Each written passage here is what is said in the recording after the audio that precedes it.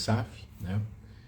Essa doença autoimune relativamente incomum, né? Mas que não identificada pode trazer sérios problemas para os seus pacientes, para os pacientes que sofrem dela.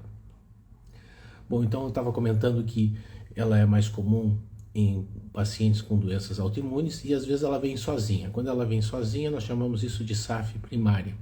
E quando ela vem acompanhada de outras doenças, nós chamamos isso de SAF secundária, né?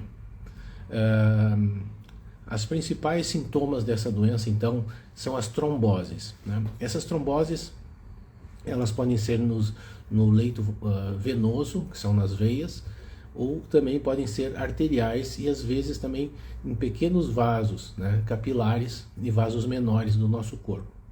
Então qualquer vaso a princípio pode ser afetado por essa doença e a principal manifestação dela então são tromboses, né? Essas tromboses venosas são as mais comuns, em especial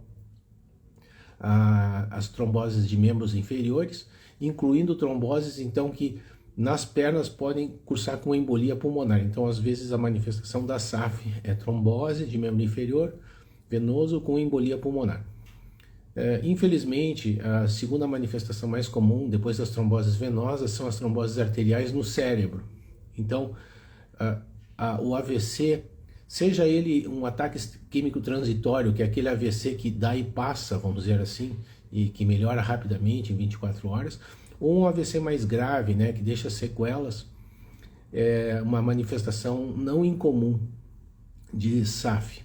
Qual seria o cenário, então, que nós precisamos pensar em SAF, né? São aqueles indivíduos jovens, né, que sem fatores de risco, que não tiveram uma cirurgia prévia recentemente, que não tiveram uma fratura na perna recentemente, e que desenvolveram uma trombose venosa ou mesmo um AVC no indivíduo jovem, né? Sem aqueles fatores de risco para AVCs como hipertensão arterial e doença aterosclerótica, né, associada ao tabagismo, à dislipidemia e ao diabetes. Então, um paciente que não tem esses fatores de risco e que desenvolve tromboses, esses pacientes necessariamente precisam ser investigados para SAF. Outra característica das tromboses na SAF é que elas tendem a ser recorrentes, principalmente se não tratadas. Então, até 5 a 10% dos pacientes que já tiveram uma trombose terão um segundo episódio de trombose, né? O primeiro pode não ter sido tão grave e o segundo pode ser mais grave. Uma coisa interessante nessa síndrome é que se você teve trombose arterial previamente, por exemplo, um AVC, há uma chance maior de você ter uma segunda trombose no mesmo vaso arterial, então uma nova trombose arterial. E se você teve uma trombose venosa, há uma chance maior de você ter uma outra trombose venosa, né? Aliás, existe até uma síndrome chamada síndrome de Sneddon. É uma síndrome que está associada a AVCs, né? E livedo reticular, que é uma característica cutânea da SAF também, que eu vou comentar logo adiante. Então, essas tromboses são das mais preocupantes, as mais problemáticas. Uma característica assim bem importante, é a principal manifestação clínica da SAF, das mais preocupantes. Em segundo lugar, são os eventos gestacionais adversos. Então isso é observado apenas durante a gestação. A SAF é uma doença mais comum em mulheres que homens, né? Como muitas doenças autoimunes.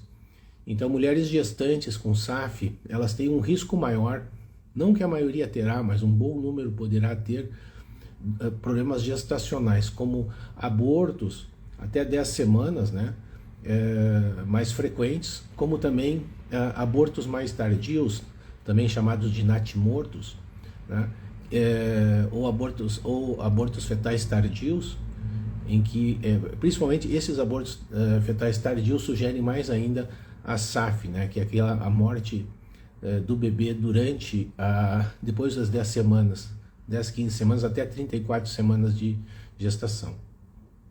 Então esse é um desfecho muito ruim da síndrome para algumas pacientes, né? Outras também podem desenvolver pré-eclâmpsia, que é aquela síndrome de hipertensão arterial e perda de proteinúria após a 20ª semana de gestação. E também as pacientes podem desenvolver então pré-eclâmpsia ou eclâmpsia e também insuficiência placentária, com o bebê às vezes nascendo com baixo peso. Então são todas complicações que muito ruins na gestação. Então as mulheres assim que já tiveram esses eventos, né, aparentemente sem explicação, né, devem ser investigadas para SAF. E isso é importante, né? Bom, em relação a outras manifestações dessa doença, curiosamente essas pacientes podem cursar com baixo nível de plaquetas. Então, essa doença é uma trombofilia, né? Uma doença que aumenta o risco de tromboses. E aparentemente é meio paradoxal isso, tu ter plaquetas baixas, né, e ter trombose. Mas é uma característica da doença, um efeito provavelmente dos anticorpos antifosfolípides nas plaquetas, reduzindo os níveis. Normalmente os níveis não são muito baixos, eles não são preocupantes, no sentido de causar hemorragia. Pelo contrário, né, o baixo nível deles na SAF também está associada a tromboses. Mais raramente anemias hemolíticas também podem ocorrer, então manifestações hematológicas. Às vezes o clínico vê essas alterações, encaminha para o hemato, né? E às vezes é uma causa não muito comum de plaquetopenia, mas que precisa ser pensada. Às vezes o diagnóstico da SAF surge a partir do achado de plaquetas baixas no sangue. Outra manifestação relativamente comum da SAF é o livedo reticular ou livedo racemosa, que são áreas tipo um malhado azulado na pele de membros inferiores, membros superiores e abdômen, piorado pelo frio, né?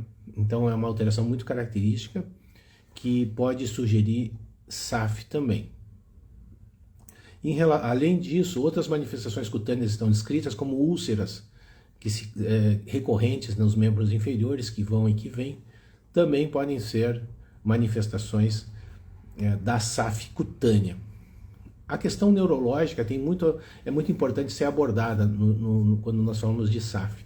Nós já falamos que o paciente pode ter problemas vasculares, né, maiores, como AVC, ataque isquêmico transitório, mas às vezes as alterações são mais sutis, como déficits cognitivos, perda de memória, capacidade de discurso, causadas pela SAF. Algumas pacientes têm isso, e na ressonância magnética, algumas lesões de substância branca podem aparecer. Se imagina que sejam causadas por microinfartos, mínima trombose em áreas do cérebro. Uma outra alteração bem significativa e importante, né, são as manifestações nas válvulas cardíacas. Então, alguns pacientes apresentam espessamento dos folhetos de válvulas cardíacas, em especial a mitral, né, mas outras válvulas também podem ser afetadas, e também às vezes vegetações que nós chamamos de endocardite não bacteriana, né, que também podem aparecer no lúpus. Então esse também atualmente entrou até inclusive nos critérios diagnósticos dessa doença. Mais raramente hemorragia adrenal, com dor abdominal, dor torácica e perda da função adrenal, e também mais raramente sangramentos pulmonares causados pela microangiopatia na região do pulmão, mas isso mais raramente, tá, pessoal? Bom, há algumas alterações de laboratório, assim, não específicas da SAF, que é, então, como eu comentei, a plaquetopenia. Às vezes o teste para sífilis não treponêmico, chamado VDRL, é falso positivo, e também, às vezes, os níveis de complemento C3 e C4 estão baixos. Então, alguns dados laboratoriais ali podem ajudar, mas o mais importante no laboratório são os anticorpos antifosfolípides. Observe que o nome chama Síndrome do Anticorpo Antifosfolípide. Então, na definição da doença, existe um exame laboratorial que nos ajuda a fazer esse diagnóstico, que são anticorpos antifosfolípides.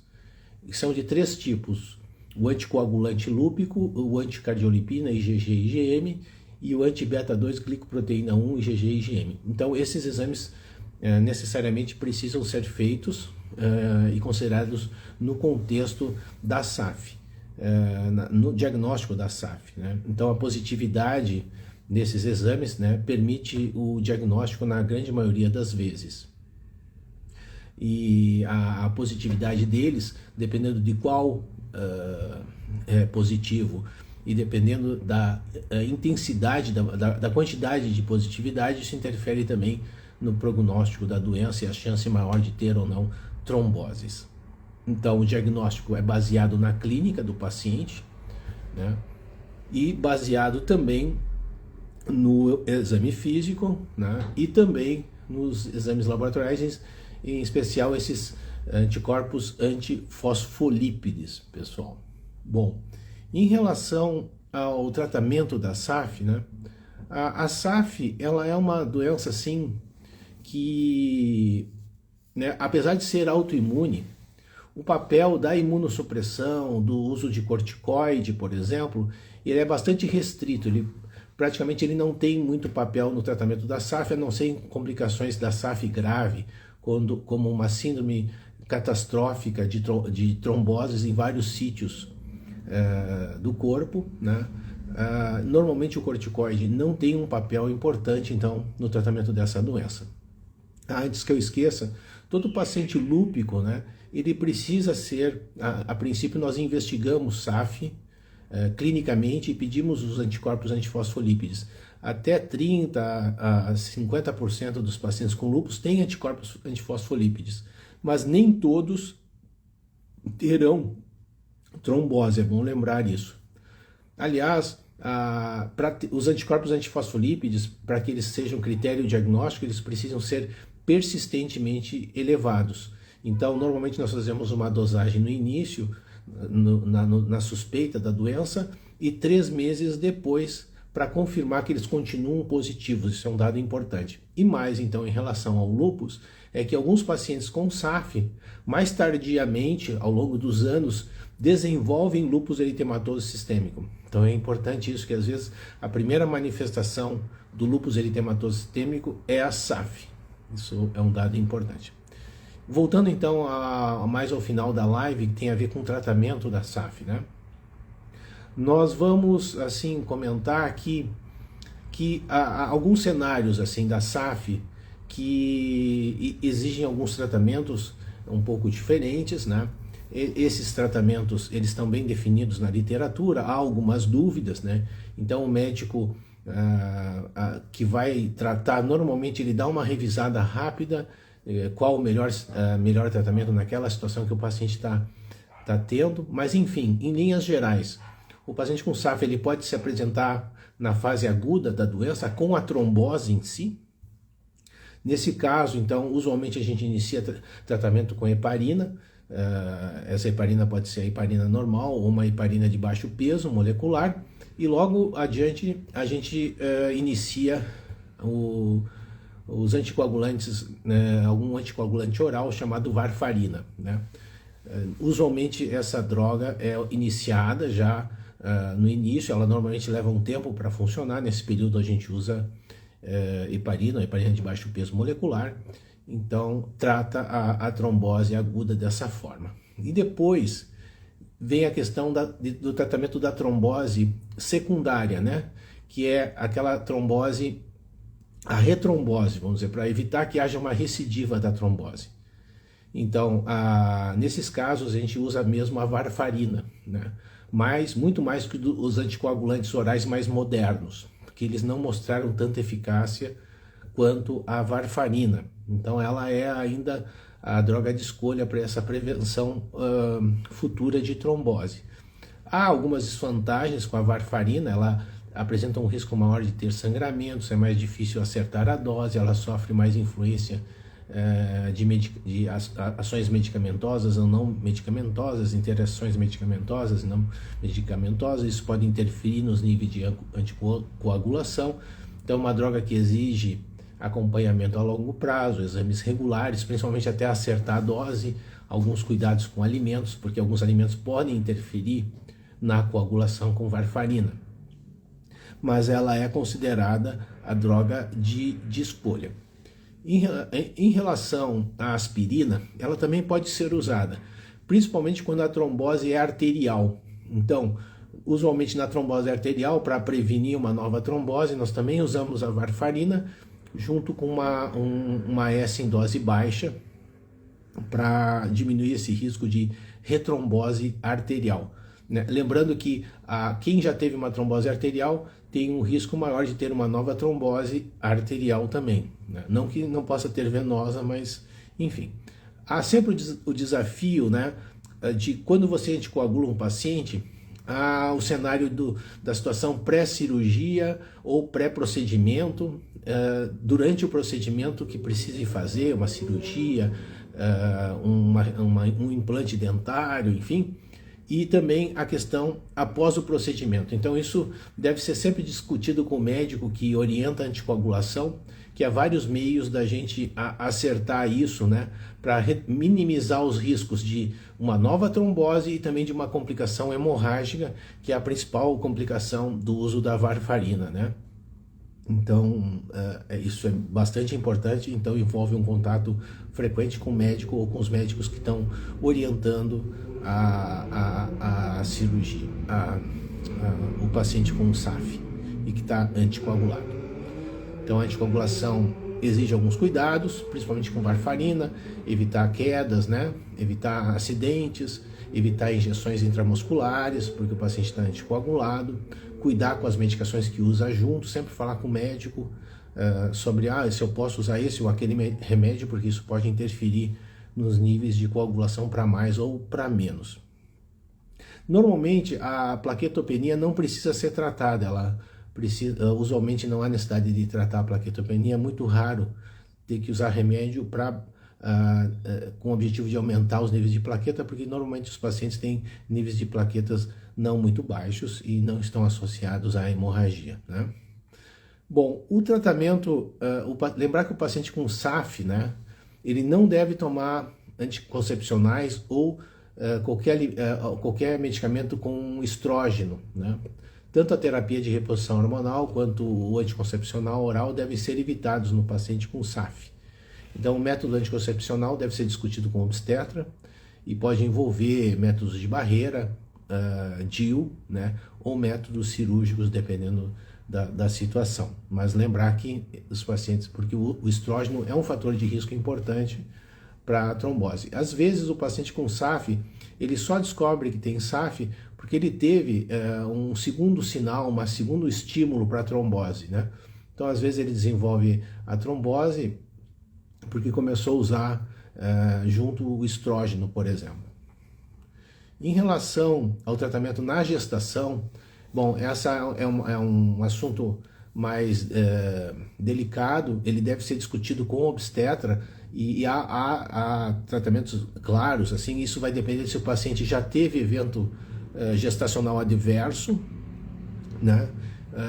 se ele não teve um evento gestacional adverso previamente, o tratamento será em linhas menos agressivo, menos invasivo, e se o paciente já teve um evento gestacional prévio associado a SAF, bom, nesse caso, ele será necessário que ele se mantenha anticoagulado durante a gestação, só que nesses casos não dá para usar o Coumadin, o Marevan, deverá ser usado heparina de baixo peso, durante a gestação e no período também, já no período pós-parto, o Marevan pode ser retornado, o Coumadin, a varfarina pode ser retomada. Em relação ao prognóstico, os pacientes com SAF, então, eles têm uma boa sobrevida, mas ela pode ser um pouco encurtada ao longo do tempo, principalmente se não tratada. E a morbimortalidade pode ser alta. Imaginem, um paciente com SAF que desenvolve um AVC, então ele vai ficar com uma sequela, um AVC maior, enfim. Então isso significa uma morbidade alta para essa doença. Então temos que tentar identificar esses pacientes o mais precocemente possível, pensar nessa doença para evitar uma morbimortalidade maior para esses pacientes. Concluindo a minha live, então, eu espero que essas informações possam ser úteis a quem desejar, né? E sempre tendo dúvida, procure o seu médico, né? O médico reumatologista, o médico clínico, o seu vascular, o seu obstetra, no caso de gestação, para discutir esses assuntos ligados à SAF. Um abraço a todos e até a próxima.